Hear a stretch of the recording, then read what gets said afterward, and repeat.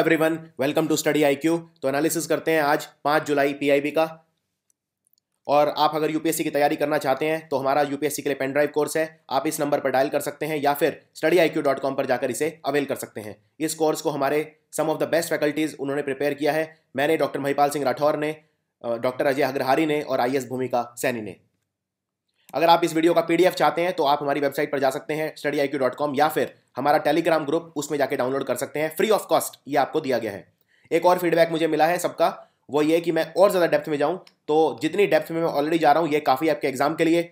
याद रखिए, आपको ऐसा नहीं है कि कुछ टॉपिक पे आपको मास्टरी करनी है और बाकियों की बिल्कुल नॉलेज ना हो। आपको हर टॉपिक की ऑप्टिमम नॉलेज होनी चाहिए, यही एग्जामिनर आपसे एक्सपेक्ट करता है। तो याद रखिए, जितनी डेप्थ मैं वीडियो में जा रहा हूं वो एग्जाम के लिए सफिशियंट है। तो शुरू करते हैं। पहले कुछ मल्टीपल चॉइस क्वेश्चन इनसे बन सकते हैं, इसलिए मैं इस तरह के न्यूज़ भी कवर करता हूं। जो हमारे राष्ट्रपति हैं उन्होंने वेनेजुएला को उनके राष्ट्रीय दिवस पर बधाई दी। तो इसमें यह इंपॉर्टेंट है कि वेनेजुएला जो देश है ये भारत के लिए इंपॉर्टेंट क्यों है।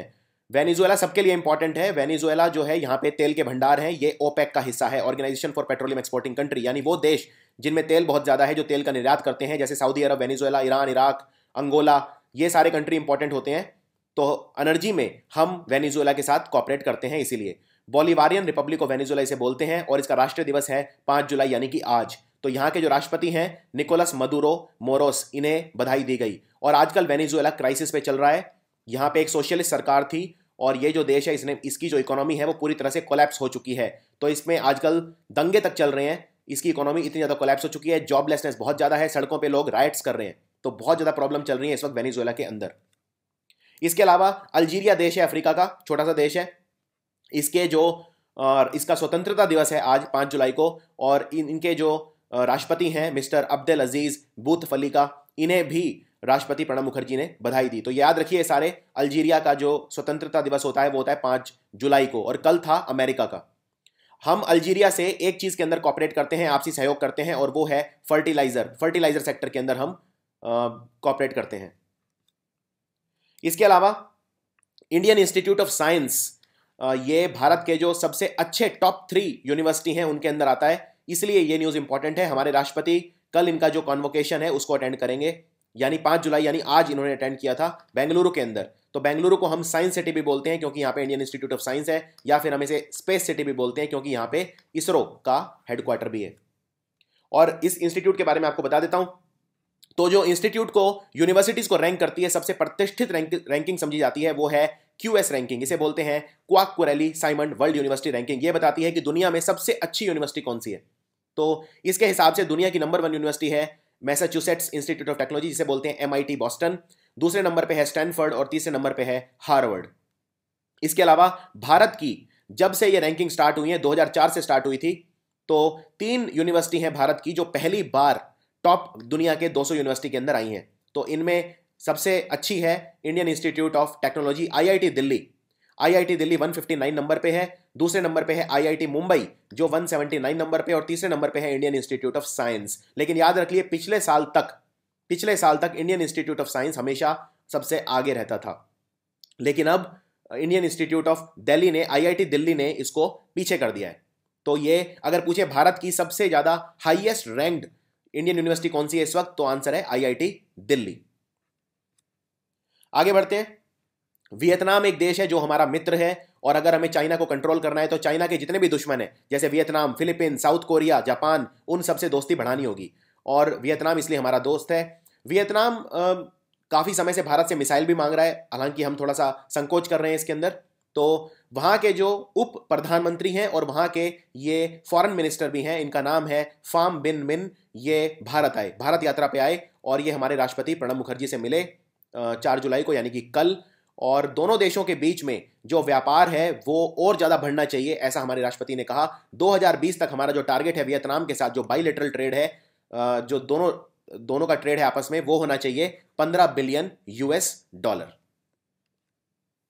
अब बात करते हैं सबसे इंपॉर्टेंट आज के इशू पे। कल मैंने एग्रीकल्चर के बारे में बताया था, मैकेनाइजेशन। आज भी एग्रीकल्चर के बारे में बताऊंगा। एग्रीकल्चर ना सिर्फ आपके यूपीएससी के लिए बल्कि नाबार्ड का एग्जाम आने वाला है, ग्रेड A, उन सब के लिए भी बहुत इंपॉर्टेंट है। आपको पता होना चाहिए एग्रीकल्चर इश्यूज क्या हैं। तो हमारे जो एग्रीकल्चर जो मंत्री हैं, कृषि मंत्री राधा मोहन सिंह, उन्होंने श्रीनगर में अपना जो स्पीच दी उसके अंदर और क्या क्या बातें कही, उन पे आज हम चर्चा करेंगे डिटेल के अंदर। उन्होंने ये कहा कि पिछले 3 सालों के अंदर सरकार ने बहुत सारी नई स्कीम स्टार्ट करी हैं हमारे किसानों के हित के लिए, जैसे सॉइल हेल्थ कार्ड, जैसे हमारी जो सिंचाई की फैसिलिटी है उनको बढ़ाया जा रहा है, उनको एक्सपेंड किया जा रहा है, ऑर्गेनिक फार्मिंग पे काफी जोर दिया जा रहा है, नेशनल एग्रीकल्चर मार्केट इसको इलेक्ट्रॉनिक बना दिया गया है, हॉर्टिकल्चर डेवलपमेंट किया जा रहा है। हॉर्टिकल्चर में हम जो फ्लावर्स फ्रूट्स ये सब उगाते हैं, हॉर्टिकल्चर काफी बड़ी एक साइंस होती है ये। एग्रो फॉरेस्ट्री पे जोर दिया जा रहा है, बी कीपिंग यानी मधुमक्खियों के पालन पे जोर दिया जा रहा है, इसके अलावा दूध, मछली और अंडे प्रोडक्शन पे जोर दिया गया है, और साथ ही साथ कृषि से रिलेटेड जो शिक्षा है उसको सरकार ने अपनी प्रायोरिटी बनाया है। तो ये सारी चीजें इन पे जोर दिया गया है हमारे कृषि मंत्रालय और केंद्रीय सरकार द्वारा। उन्होंने ये भी कहा कि प्रधानमंत्री ने अपनी बरेली रैली में कहा था फरवरी 2016 में कि हम फार्मर की इनकम को डबल कर देंगे 2022 तक। This is very very important. ये खुद मोदी जी ने कहा था कि हमारा लक्ष्य है 2022 तक हम भारत में फार्मर की इनकम्स को डबल कर देंगे, और उसको करने के लिए जो भी स्कीम जरूरी है वो हम चलाएंगे। उन्होंने ये कहा कि पिछले 3 साल सरकार को पूरे हो चुके हैं, आप जानते हैं 3 साल से ज्यादा ही हो गए हैं। तो 3 सालों में सरकार ने 5 सबसे महत्वपूर्ण कदम कौन से उठाए हैं जिससे फार्मर जो हैं वो खुश रहें, हमारी पैदावार बढ़े, हमारा एग्रीकल्चर प्रॉस्पर करे, उन्नति की दिशा में जाए। तो सबसे पहले उन्होंने कहा हमने नीम कोटेड यूरिया शुरू करी है। देखिए यूरिया जो होता है वो नाइट्रोजन का सोर्स होता है।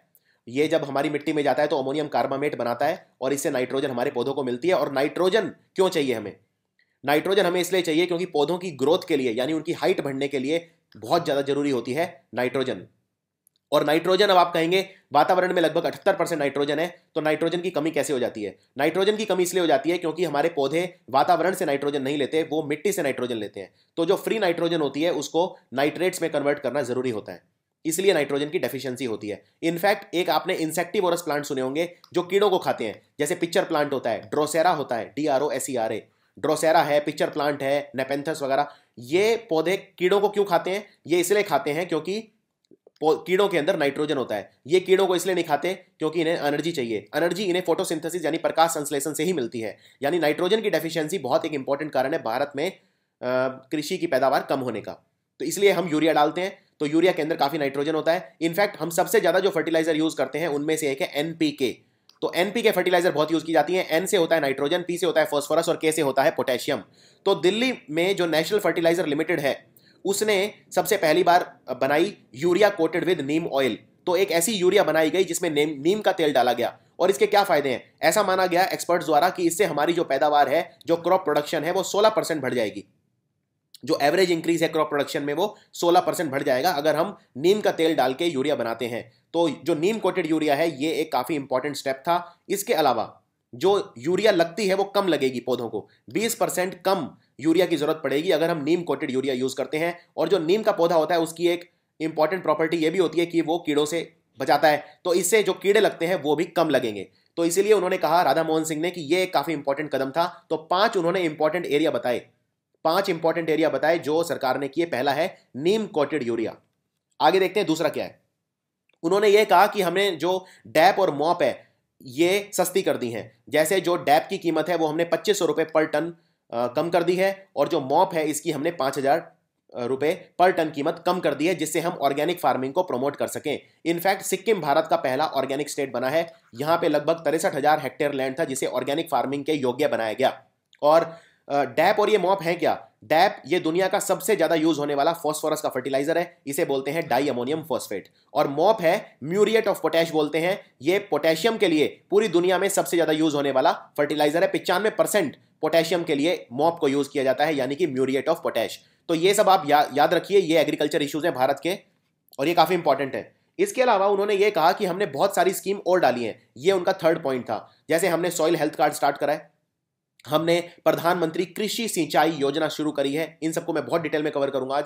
और परंपरागत कृषि विकास योजना, परंपरागत कृषि विकास योजना से जो हमारी एग्रीकल्चर की प्रोडक्शन कॉस्ट है यानी पैदावार की जो लागत है वो कम हो जाएगी, क्योंकि हम ना सिर्फ आधुनिक तकनीक बल्कि परंपरागत यानी ट्रेडिशनल कृषि भी के तरीके भी यूज करेंगे जो काफी कॉस्ट इफेक्टिव है, उनको लागू करने की सरकार की कोशिश है।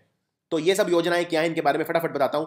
1 जुलाई 2015 को सरकार ने शुरू करी, cabinet committee on economic affairs ने अप्रूव कर दी प्रधानमंत्री कृषि सिंचाई योजना। कृषि का मतलब है जो एग्रीकल्चर है, सिंचाई मतलब इरिगेशन, जो हम इरिगेशन करते हैं, पौधों को पानी देते हैं, उसको बोलते हैं सिंचाई करना। तो इसको इंग्लिश में बोलते हैं prime minister agriculture irrigation scheme या शॉर्ट में PMKSY। तो इसमें सरकार ने यह कहा था जब ये योजना शुरू की गई थी कि हम इस पे 50,000 करोड़ रुपए का खर्चा करेंगे अगले 5 सालों में, यानी हर साल कितना खर्चा करेंगे, एवरेज 10,000 करोड़ पर साल। तो इंटू 5 ये हो गया 50,000 करोड़। और इसके दो नारे थे, पहला नारा था हर खेत को पानी, हर खेत को पानी, जो किसानों के बीच में काफी पॉपुलर भी हुआ। और दूसरा था मोर क्रॉप पर ड्रॉप, यानी हर पानी की बूंद से हमें ज्यादा पैदावार चाहिए, ज्यादा फसल चाहिए, मोर क्रॉप पर ड्रॉप। तो इस योजना का विश्लेषण करते हैं। अगर आपसे एग्जाम में क्वेश्चन आ जाए प्रधानमंत्री ग्राम सिंचाई योजना क्या ये सही दिशा में जा रही है, तो देखते हैं क्या ये इसको कैसे एनालाइज करते हैं। पहली बात तो ये कि ये कोई नई स्कीम नहीं है और सरकार ने बहुत सारी योजनाएं ऐसी थी पुरानी सरकार की जो उनको सिर्फ नाम बदल दिया है, तो ये भी उनमें से एक थी। क्योंकि पहले जो थी 3 डिपार्टमेंट थे सरकार के जिनकी 3 अलग अलग स्कीम चल रही थी, इन्होंने इनको मिला के एक कर दिया और उसका नाम रख दिया प्रधानमंत्री ग्राम सिंचाई योजना। अब इसमें मैं आपको ये बताता हूं, प्रधानमंत्री जो कृषि सिंचाई योजना है ये कौन कौन सी 3 स्कीम को मिला के एक करी थी। तो पहली स्कीम थी एक्सेलरेटेड इरिगेशन बेनिफिट प्रोग्राम, ये हमारा जल संसाधन का जो मंत्रालय है वो चलाता था, मिनिस्ट्री ऑफ वाटर रिसोर्सेज। दूसरी स्कीम है इंटीग्रेटेड वाटरशेड मैनेजमेंट, इसे चलाता था डिपार्टमेंट ऑफ लैंड रिसोर्सेज, यानी जो हमारा भूमि संसाधन का मंत्रालय है वो। और तीसरी है ऑन फार्म मैनेजमेंट प्रोग्राम, ये चलाता था हमारा कृषि मंत्रालय। इन तीनों स्कीमों को मिला के कर दिया प्रधानमंत्री कृषि सिंचाई योजना। अब इसमें जो सही दिशा में जा रही है या नहीं, ये इससे पता चलेगा कितना फंड हम इस पे लगा रहे हैं। तो 2013 और 14 तक तो जो 3 प्रोग्राम थे ये चलते थे, इनका मिला के धन जो लगा वो लगा लगभग 7,000 करोड़, फिर लगा 5580 करोड़। फिर जब एक बार सरकार आ गई, जब मोदी सरकार आई मई 2014 के अंदर, तो कितना धन इन्होंने लगाया, तो इस स्कीम के ऊपर लगाना था 10,000 करोड़, लेकिन लगा कितना, पहले लगा लगभग 7,781 करोड़, फिर लगा 5,767 करोड़, ये बजट एस्टिमेट है। और रिवाइज एस्टिमेट अगले साल का था 5,182 करोड़, यानी पहले से भी कम हो गया था। यानी 2016-17 जो फाइनेंशियल ईयर 2017 था, और फाइनेंशियल ईयर 2018 में जो बजट एस्टिमेट है वो कहता है 7,377 करोड़, यानी जो 10,000 करोड़ हर साल लगना चाहिए था, हम उसके टारगेट से काफी पीछे हैं। इस साल तो लगा था सिर्फ 2016 का जो रिवाइज एस्टिमेट था उसके हिसाब से सिर्फ हमने 50% धन ही इसके ऊपर खर्च किया।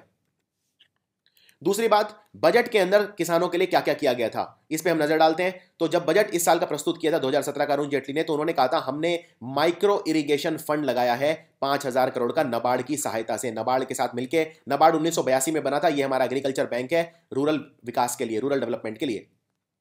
और 5,000 करोड़ का फंड माइक्रो इरिगेशन के लिए लगा था। इरिगेशन मतलब सिंचाई, माइक्रो इरिगेशन मतलब छोटे लेवल पे सिंचाई। इसको मैं और डिटेल में बताऊंगा माइक्रो इरिगेशन क्या होता है। हम इसको ड्रिप इरिगेशन भी बोलते हैं, जिसमें बूंद बूंद करके हम पेड़ को पानी देते हैं, पौधे को पानी देते हैं, ना सिर्फ एक साथ।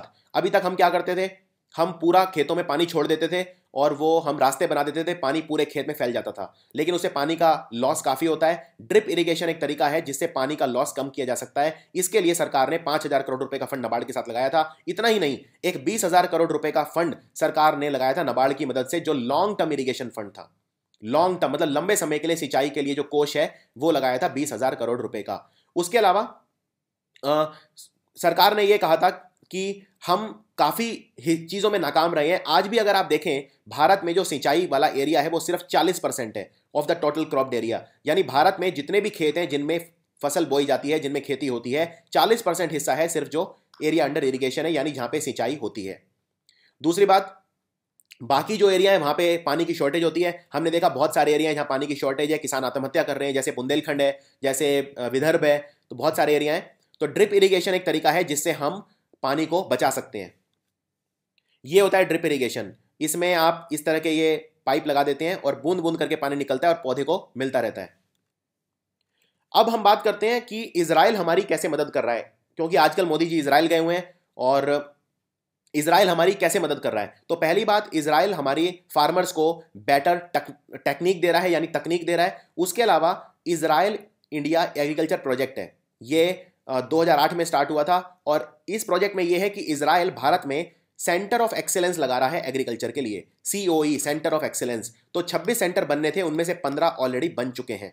इसके अलावा यह भी याद रखना है आपको कि जो बजट है उसके अंदर क्रिटिसिज्म यह हुआ था कि हमने जो नेशनल फूड सिक्योरिटी मिशन है NFSM, national mission on oilseed and oil palm यानी NMOP, और परंपरागत कृषि विकास योजना पे बहुत ज्यादा हमने बजट एलोकेट नहीं किया। इनफैक्ट अगर मैं बजट की आपको बताऊं तो जो टोटल एलोकेशन है बजट का वो था इस बार 51,000 करोड़ रुपए लगभग, और ये सिर्फ पिछले साल से 3,000 करोड़ ज्यादा था। और जो ओवरऑल बजट अगर हम देखें, उसका हिस्सा देखें एग्रीकल्चर में, तो पिछले साल से इनफैक्ट कम था, और परसेंटेज ऑफ जीडीपी देखें तो वो भी इस साल कम था। यानी पिछले साल से हमने खर्चा ज्यादा करा है, 3,000 करोड़ रुपए इस बार जो पैसा रखा है एग्रीकल्चर के लिए वो ज्यादा रखा है, लेकिन ओवरऑल अगर हम देखें तो बजट में जो परसेंटेज शेयर है टोटल बजट का वो एग्रीकल्चर में कम हुआ है, और as a proportion of the GDP, as a percentage of the GDP भी कम हुआ है। इसलिए बजट के बाद ये क्रिटिसिज्म हुआ था बजट का कि किसानों के लिए ज्यादा नहीं किया गया है। बजट में एक चीज अच्छी हुई कि प्रधानमंत्री फसल बीमा योजना,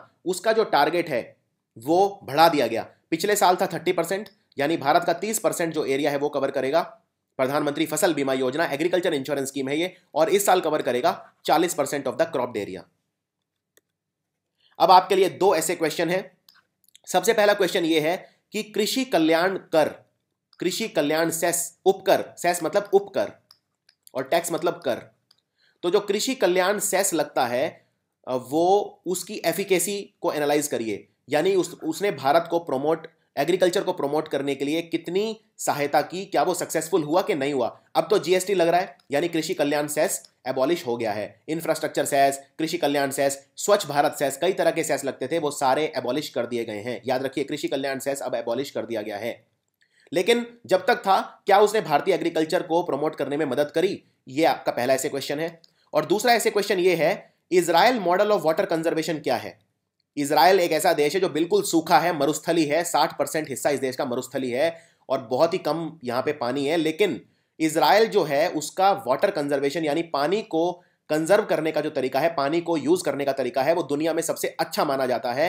और ये क्या इजराइल मॉडल हम पूरी दुनिया में जो ग्लोबल वाटर क्राइसिस है यानी पानी की कमी है उससे निपटने में मदद कर सकता है या नहीं? तो Israel model of water conservation को एनालाइज करिए। तो इन दोनों को मैं डिटेल में एनालाइज करूंगा आज। सबसे पहले कृषि कल्याण सेस की बात करते हैं। तो कितना था कृषि कल्याण सेस? देखिए, पिछले साल की स्पीच में लगाया था 1 जून से, तो 0.5% था, ये 0.5% था कृषि कल्याण उपकर।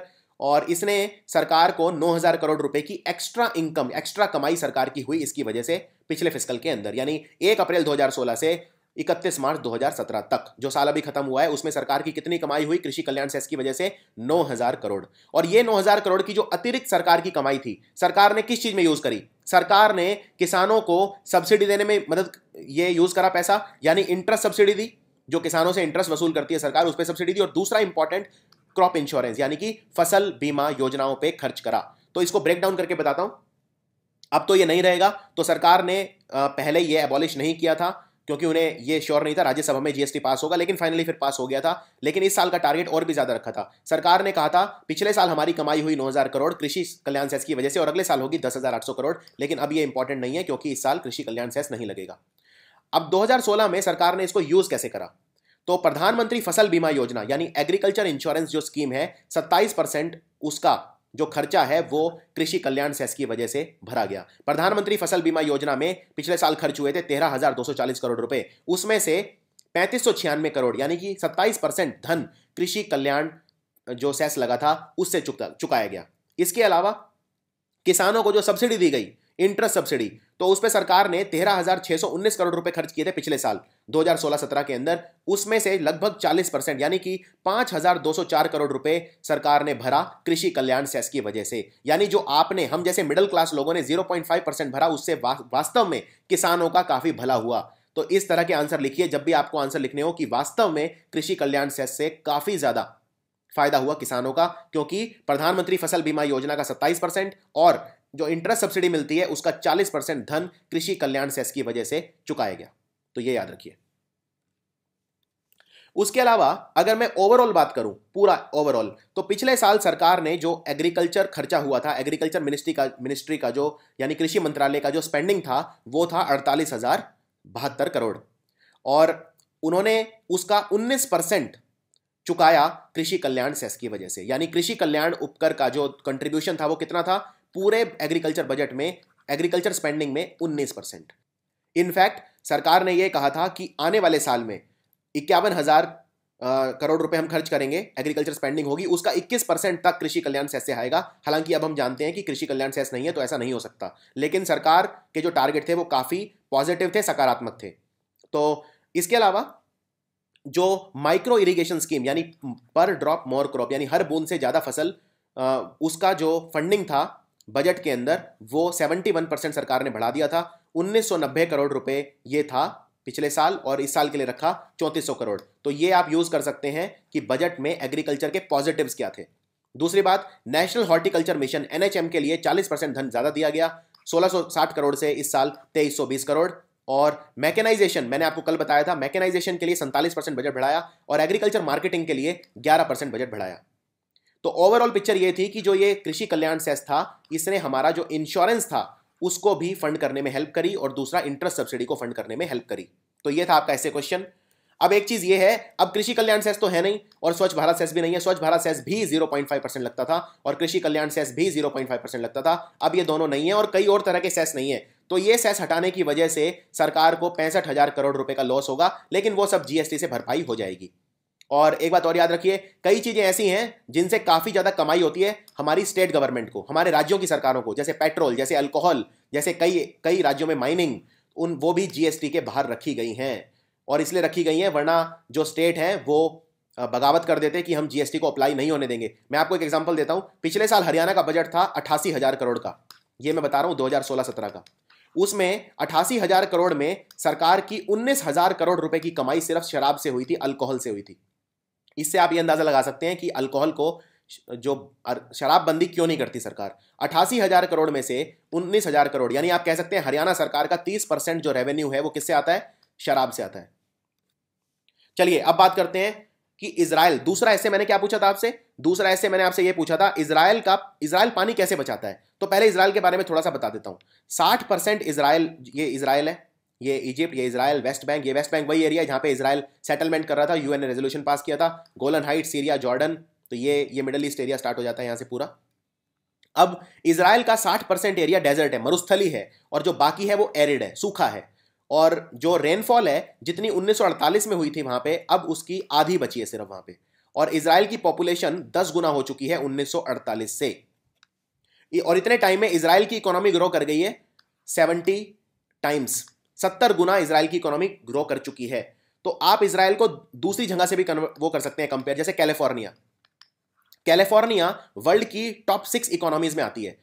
कैलिफोर्निया अमेरिका के लिए उतना इंपॉर्टेंट है जितना भारत के लिए मुंबई। तो कैलिफोर्निया अगर अमेरिका से निकाल दो तो समझ लो अमेरिका की जो इकोनॉमी है वो, मतलब सब कुछ, सारी बड़ी बड़ी कंपनियां कैलिफोर्निया में है। आप कोई भी बड़ी कंपनी ले लो, उसका हेडक्वार्टर कैलिफोर्निया में होगा। तो आप इजराइल को कैलिफोर्निया से भी कंपेयर कर सकते हैं, क्योंकि कैलिफोर्निया की इकोनॉमी बहुत स्ट्रांग है, लेकिन कैलिफोर्निया में हमेशा पानी की दिक्कत रहती है। तो इजराइल ने लेकिन अपनी इकोनॉमी ग्रो करी, लेकिन साथ साथ पानी पे भी जोर दिया, जो कैलिफोर्निया ने नहीं किया। अब मैं आपको बताता हूं इजराइल पानी कैसे बचाता है। सबसे पहली बात, इजराइल जो है वो काफी गहरे कुएं उनको ड्रिल करता है।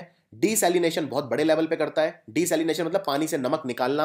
और सबसे इंपॉर्टेंट, जो गंदगी वाला पानी है, सीवेज है, उसको रीयूज करता है और उसे फार्मिंग में यूज करता है। वहां पे अगर कोई लीक हो जाता है पानी तो उसे तुरंत फिक्स कर दिया जाता है। उसके अलावा जो रिसर्च एंड डेवलपमेंट है उसमें बहुत आगे है इजराइल। यानी वो ऐसी ऐसी फसलें बनाता है जिनको पानी की जरूरत कम पड़े, और जो डिफिकल्ट कंडीशंस में, यानी जब विपरीत परिस्थितियां हो, तो ये फसलें उनमें थ्राइव कर सकें, ग्रो कर सकें। इसके अलावा वहां पे गार्डनिंग जो है वो उसको डिस्करेज करता है इजराइल, यानी जो आप घर में बगीचे लगाते हैं उसमें पानी वेस्ट होता है वो नहीं करता। उसके अलावा वहां पे एफिशिएंट टॉयलेट्स मैंडेटरी है, यानी टॉयलेट्स वगैरह में बहुत ज्यादा पानी का इस्तेमाल आप नहीं करेंगे, ऐसा अनिवार्य है। वहां पे पानी के ऊपर पैसा लगता है काफी ज्यादा, एक तरह से टैक्स करता है उसको, जिससे पानी वेस्टेज कम हो। इसके अलावा जितने भी वहां पे जो भी सरकार होती है वहां पे, वो वाटर कंजर्वेशन के लिए प्रोग्राम्स चलाती है बहुत बड़े लेवल पे। लेकिन अगर आप एक चीज ऐसी पूछें जो इजराइल ने दुनिया को दी है, वो है ड्रिप इरिगेशन, यानी माइक्रो इरिगेशन। तो जो मैंने आपको बताया था, भारत भी यूज कर रहा है कि बूंद बूंद पानी जाता है, बजाय कि पूरा खेत आप एकदम से पानी से भर दें। तो वो इजराइल की खोज है, तो उसको बोलते हैं ड्रिप इरिगेशन, और ये इजराइल का एक तरह से गिफ्ट है पूरी दुनिया को। अब मैं बताऊंगा आपको डिटेल में ड्रिप इरिगेशन क्या होता है और इसके क्या फायदे हैं, क्या नुकसान है। देखिए, ड्रिप इरिगेशन इजराइल का एक व्यक्ति था जिसका नाम था सिमचा ब्लास, इसने खोजा था ये तरीका, सिमचा ब्लास। और फिर इसने अधिकार बेच दिए थे एक कंपनी को, नेट आफिम। आज नेट एफिम के पास ये अधिकार है कि ये पूरी दुनिया में इंप्लीमेंट करती है ड्रिप इरिगेशन को। तो ड्रिप इरिगेशन को हम माइक्रो इरिगेशन भी बोलते हैं, या माइक्रो मतलब बहुत छोटा, तो बहुत छोटे लेवल पे, यानी कि पानी आप दे रहे हैं, यानी बूंद बूंद करके दे रहे हैं। तो और ये हजारों सालों में पहला वाटरिंग इनोवेशन था पूरी दुनिया के अंदर। तो इसमें बेसिकली क्या होता है, पूरे जो खेत हैं उनमें एक साथ पानी देने की बजाय आप बूंद बूंद करके देते हैं। तो इसके फायदे और नुकसान क्या है? फायदा ये है, एक तो पानी इनिशियली आपका वेस्ट कम होगा। दूसरा, आपकी फर्टिलाइजर कम लगेगी, यानी जो फर्टिलाइजर आप खेतों में डालते हैं वो बहुत सारी पानी में घुल के इधर उधर चली जाती है। अगर आप बूंद बूंद दे रहे हैं तो फर्टिलाइजर भी कम लगेगी। अगर किसानों की फर्टिलाइजर कम लग रही है खेतों में, तो फिर किसान की लागत कम लगेगी, तो फसलें भी सस्ती होगी, यानी जो क्रॉप्स हैं उनके प्राइस गिरेंगे, तो फूड ग्रेन भी सस्ते होंगे और जनता को भी फायदा होगा। एक ये फायदा है। दूसरा फायदा ये है कि जब बूंद बूंद पानी जाता है तो सिर्फ वो डायरेक्ट वहीं जाता है जहां जरूरत है। जैसे आप उसे या तो मिट्टी में डाल सकते हैं ऊपर, या पौधों की जड़ों में भी सीधे दे सकते हैं। इसमें यह कहा जाता है कि इससे लगभग 25 से 75% पानी हम बचा सकते हैं। पहली बात, 25 to 75% जो पानी है वो हम बचा सकते हैं। इसमें पानी कम लगता है, फर्टिलाइजर कम लगता है और पेस्टिसाइड भी कई बार कम लगते हैं। दूसरी बात, एक बहुत बड़ी समस्या आज ये आ रही है, जैसे हरियाणा है, पंजाब है, यहाँ पे फर्टिलाइजर वगैरह ज़्यादा यूज़ होते हैं, काफ़ी यूज़ होते हैं, ये एग्रीकल्चर काफ़ी इंपॉर्टेंट है यहाँ पे। तो जो ये खेत है आपका, नीचे जो पानी के सोर्स होते हैं, ग्राउंड वाटर, जिन्हें हम बोलते हैं एक्वीफर, जलाशय, तो ये पानी में, ये जब आप खेत में आप फर्टिलाइजर डालते हैं तो ये नीचे जाके हमारे जो ग्राउंड वाटर है उससे मिल जाती है। इसलिए आप देखेंगे जो पानी है वो सलाइन हो जाता है, नमकीन हो जाता है। पानी जो है वो उसकी क्वालिटी गिर जाती है क्योंकि उसमें फर्टिलाइजर मिक्स हो जाती है। अगर आपकी फर्टिलाइजर कम लग रही है और वैसे भी हम इसमें बूंद बूंद करके डाल रहे हैं तो सारा पानी यूज हो जाता है, इसीलिए जो एक्वीफर है वो रिप्लेनिश नहीं होते हैं। ये इसका क्रिटिसिज्म भी है ड्रिप इरिगेशन का, और ये इसका फायदा भी है। देखिए, अगर फ्लड्स आते हैं जब, या बाढ़ का पानी आता है, या मान लीजिए आपने पूरे खेत में एक साथ पानी दे दिया, तो वो सारा नीचे, उसमें कई बार वेस्ट ना होने की बजाय वो नीचे चला जाता है और फिर हमारे जो जलाशय हैं वो दोबारा भर जाते हैं, यानी हमारा ग्राउंड वाटर रिप्लेनिश हो जाता है। लेकिन इसमें क्योंकि सारा पानी यूज हो रहा है तो हमारे जलाशय जो हैं वो नहीं भरते हैं। ये इसका एक क्रिटिसिज्म है। दूसरी बात, इससे केमिकल पोल्यूशन कम होता है। जैसा मैंने बताया, जो फर्टिलाइजर वगैरह आप डालते हैं वो क्योंकि पानी कम रहता है तो वो फर्टिलाइजर वगैरह नीचे एक्वीफर में जाके पानी को गंदा नहीं करते, केमिकल पोल्यूशन पानी का नहीं होता। और ऐसा माना जाता है एक्सपर्ट्स के द्वारा कि 15% हमारी जो पैदावार है इससे ज़्यादा होती है, यानी जो ड्रिप इरिगेशन है इसकी वजह से पैदावार 15% ज़्यादा होती है। और जब पेस्टिसाइड, फर्टिलाइजर वगैरह कम लगते हैं, कीटनाशक वगैरह कम लगते हैं, तो हमारे फूड के प्राइसेस भी गिर जाते हैं, और ये हमारे लिए अच्छा है। ड्रिप इरिगेशन, जैसा मैंने बताया, यह भी कहा जाता है एक्सपर्ट्स के द्वारा कि इसकी वजह से ग्रीन हाउस गैसेज भी कम एमिट होती हैं। ग्रीन हाउस गैस जैसे कार्बन डाइऑक्साइड वगैरह, मीथेन, इस तरह की गैसेज होती हैं जो ग्रीन हाउस गैस हैं। अगर आप ड्रिप इरिगेशन करते हैं तो ऐसा देखा गया है कि चावल और टमाटर वगैरह ये कम ग्रीन हाउस गैस को एमिट करते हैं, और नाइट्रस ऑक्साइड को भी कम एमिट करते हैं। नाइट्रस ऑक्साइड है, इसमें नाइट्रोजन होती है, और नाइट्रोजन की वजह से एल्गल ब्लूम हो सकते हैं। एल्गी बोलते हैं कवक को। कई बार आप देखते होंगे कि आपका खेत है, खेत के पास अगर कोई तालाब है, उस तालाब का पूरा जो पानी की सतह है, पूरा जो पानी का सरफेस है, वो वीड से भर जाता है। बहुत सारे वीड और एल्गे यानी कवक उग जाते हैं। कई बार आपने कोई तालाब देखे होंगे, पूरे आपको हरे रंग के नजर आते हैं, क्योंकि उनकी पूरी जो सतह है वो वहां पे बहुत कुछ ऐसे पौधे उग जाते हैं जो हमें नहीं चाहिए। और वो क्यों उगते हैं? क्योंकि आपने अपने खेत के अंदर नाइट्रोजन या फर्टिलाइजर डाल दी। ये फर्टिलाइजर जो है, जब बारिश आएगी तो ये फर्टिलाइजर का बारिश के पानी में घुल जाएगी, और फिर ये बारिश का पानी जब इस जलाशय में चला जाएगा, इस तालाब में चला जाएगा या नदी में चला जाएगा, तो वहां पे नाइट्रोजन और फास्फोरस और पोटेशियम वगैरह बहुत ज्यादा हो जाएंगे। इस वजह से वहां पे जो वीड है, खरपतवार है, वो बहुत तेजी से उगेगी। तो इस प्रोसेस को हम बोलते हैं यूट्रोफिकेशन। यूट्रोफिकेशन। और जहां पे भी एल्गे, वीड वगैरह ये बहुत ज्यादा उग जाते हैं, वहां पे जो उसके नेटिव प्लांट होते हैं, यानी जो नॉर्मल प्लांट होते हैं, वो नहीं उग पाते, क्योंकि ये सारी ऑक्सीजन पानी की खत्म कर देते हैं। तो जो नॉर्मल प्लांट है वो नहीं उग पाते, इसलिए एल्गल जो ब्लूम्स हैं ये नहीं होने चाहिए। तो यूट्रोफिकेशन कम होगा अगर हम ड्रिप इरिगेशन को यूज करेंगे। दूसरी बात, इसके कुछ और भी फायदे हैं।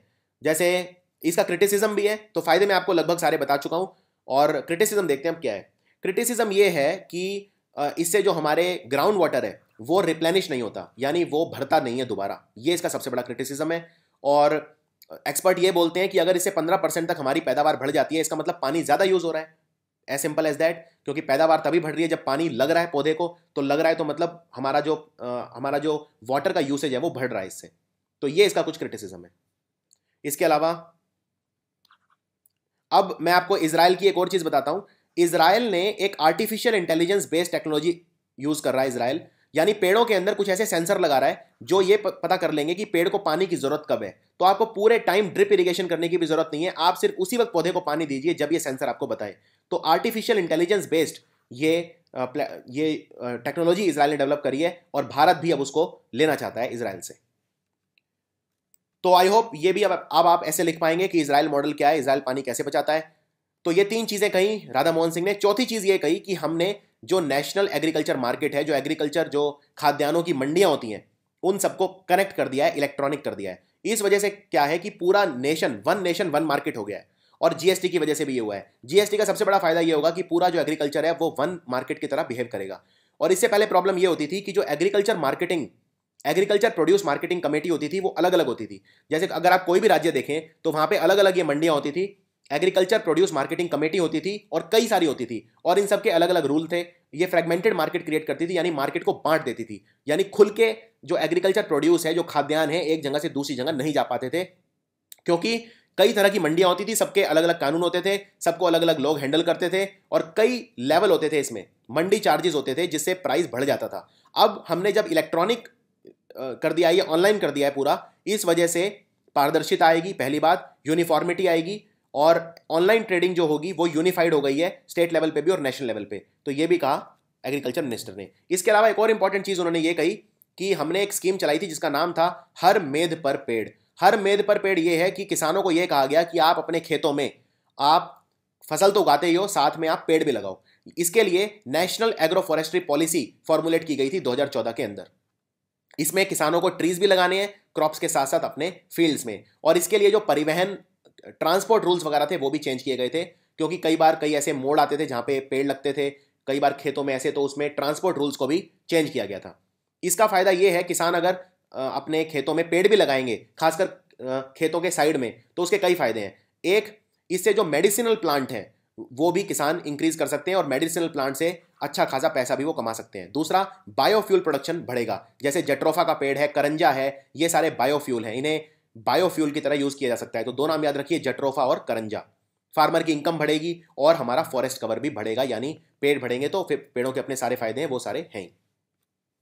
तो ये था पूरा। इसके अलावा एक बात और याद रखिए, 2 मैंने आपको सबसे बड़ी स्कीम बताई थी सरकार की, एक तो सॉइल हेल्थ कार्ड और एक ई नाम, यानी इलेक्ट्रॉनिक जो मार्केट हमने क्रिएट किए थे, नेशनल एग्रीकल्चर मार्केट। तो दोनों में क्या प्रोग्रेस चल रही है? प्रोग्रेस ये चल रही है, अगर मैं पहले ई नाम की बात करूं तो 455 मार्केट है, 455 मंडियां हैं 13 राज्यों की, और लगभग 47 लाख किसान और 91,000 व्यापारी ये जुड़ चुके हैं ई नाम से अभी तक।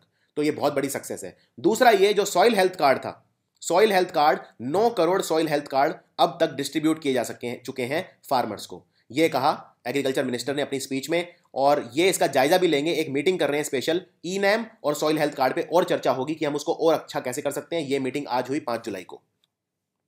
इसके अलावा हमारे जो साइंस एंड टेक्नोलॉजी मिनिस्टर हैं डॉक्टर हर्षवर्धन, अब इनके पास पर्यावरण मंत्रालय का चार्ज भी है, क्योंकि हमारे जो पर्यावरण मंत्री थे अनिल माधव दवे, उनका स्वर्गवास हो गया था। तो हमारे एनवायरमेंट, फॉरेस्ट और क्लाइमेट चेंज के मिनिस्टर अब डॉक्टर हर्षवर्धन है, और ये साथ में अर्थ साइंस टेक्नोलॉजी वगैरह के मिनिस्टर भी हैं। इन्होंने वन महोत्सव को शुरुआत करी उसकी। देखिए, वन महोत्सव कुछ नहीं है, प्रधानमंत्री नरेंद्र मोदी ने एक नारा दिया है, वन धन। वन मतलब होता है जंगल, और धन मतलब धन, तो यानी कि जो हमारे जंगल है वो हमारा असली धन है। तो वन धन का नारा दिया प्रधानमंत्री मोदी ने, और डॉक्टर हर्षवर्धन ने यह कहा कि हमें पेड़ लगाने हैं, और भारत का एक अपना United Nations framework convention on climate change, यानी जो 1992 में रियो समिट हुआ था, अगर आपको याद हो, रियो डी जेनेरो ब्राजील के अंदर, तो उसमें United nation framework convention on climate change इसका एक पार्ट था, और ये लीगली बाइंडिंग है कंट्रीज के ऊपर। तो इसमें भारत को 2.5 to 3 बिलियन, यानी 250 से 300 crore ton carbon dioxide equivalent create करना है पेड़ लगा के 2030 तक।